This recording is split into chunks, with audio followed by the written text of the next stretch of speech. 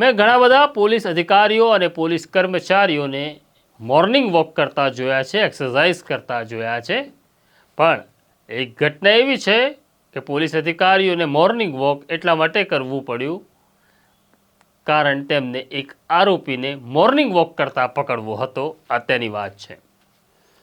નમસ્કાર, નવજીવન ન્યૂઝમાં તમારું સ્વાગત છે અને હું છું તમારો પ્રશાંત દયાળ.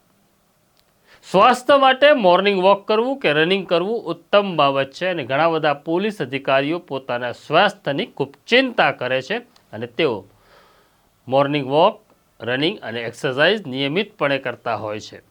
પણ વડોદરા પોલીસના અધિકારીઓને ફરજિયાત મોર્નિંગ વોક અને રનિંગ કરવું પડે તેવી સ્થિતિ નિર્માણ થઈ હતી.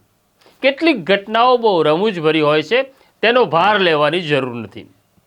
ગુજરાતની જે રાજકીય સ્થિતિ છે, આમ તો કોંગ્રેસની માટે દરવાજા ખુલ્લા કરનારી ભારતીય જનતા પાર્ટીએ મોટા ભાગનો માલ તો ખરીદી લીધો છે, છતાં પણ ભાજપને હજી પણ ડર લાગે છે કે જ્યાં ગુજરાતના મુખ્યમંત્રી કે ભાજપના પ્રદેશ અધ્યક્ષ CR પાટીલ જવાના હોય તે સ્થળે કોઈ કાકરી ચાળો કરે નહીં, કોઈ વિરોધ પ્રદર્શન કરે નહીં. એટલે જ જ્યાં જ્યાં ભૂપેન્દ્ર પટેલ અને CR પાટીલ જે શહેરમાં કે જે જિલ્લામાં જાય છે તેની પોલીસ વિરોધ કરનાર અથવા વિરોધી મત ધરાવનાર નેતાઓની ધરપકડ કરી લે છે, અટકાયત કરી લે છે અને અવસર રીતે છુટકારો પણ કરે છે.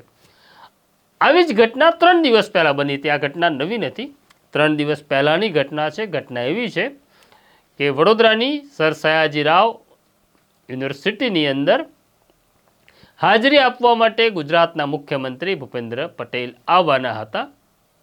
એટલે વડોદરા પોલીસને ફાળ પડી કે જે વિરોધી મત ધરાવતા લોકો છે, ખાસ કરી કોંગ્રેસના આગેવાનો છે, તેઓ શક્ય છે કે MS યુનિવર્સિટી પહોંચે અને વિરોધ પ્રદર્શન કરે. કારણ કે વડોદરામાં એક ઘટના ઘટી હતી જેમાં 14 બાળકોના મોત થયા હતા. આ ઘટનાને લઈ કોંગ્રેસ નારાજ ચાલી રહી છે અને સરકાર સામે વિરોધ પ્રદર્શન પણ કરી રહી છે.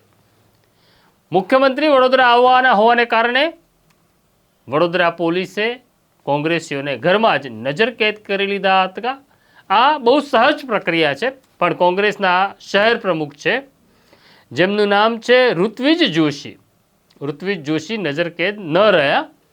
પોલીસને ખબર પડી કે ઋત્વિજ જોશી રોજ સવારે વડોદરાના કમાટી બાગની અંદર મોર્નિંગ વોક અને રનિંગ કરવા આવે છે.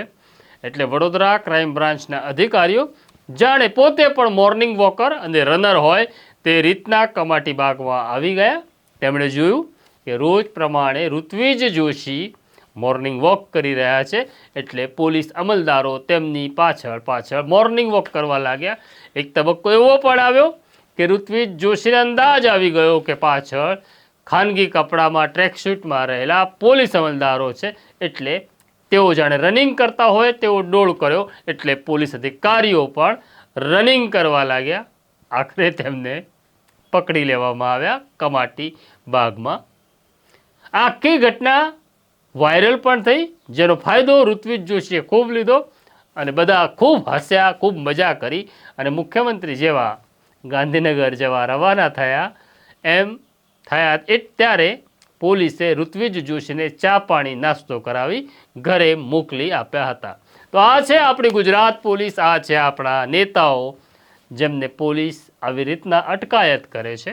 આ છે આપણું ગુજરાત. એવું પણ બને કે હવે જ્યાં જ્યાં મુખ્યમંત્રી કે CR પાટીલ જવાના હોય ત્યાં વિરોધ કરનારને ગુજરાત સરકાર એક ખાસ યોજના આપે કે ત્યારે તમે વિદેશ પ્રવાસ કરી આવો ગુજરાત સરકારના ખર્ચે, તો પણ નવાય નહીં. તો આ છે નવજીવન ન્યૂઝ. તમને નવજીવન ન્યૂઝ કેવું લાગે છે કોમેન્ટ બોક્સમાં લખો. તમારો મત પણ લખો, તમારી વાત પણ લખો, કારણ કે અમે તમારી વાત કરીએ છીએ. અત્યારે હું રજા લઉં તે પહેલાં તમે અમારો બેલ આઇકોન જરૂર દબાવ્યો, જેથી અમારું નોટિફિકેશન તમને સૌથી પહેલાં મળે. તો અત્યારે મને અને મારા સાથી હિતેશ બારોટને રજા આપો. નમસ્કાર.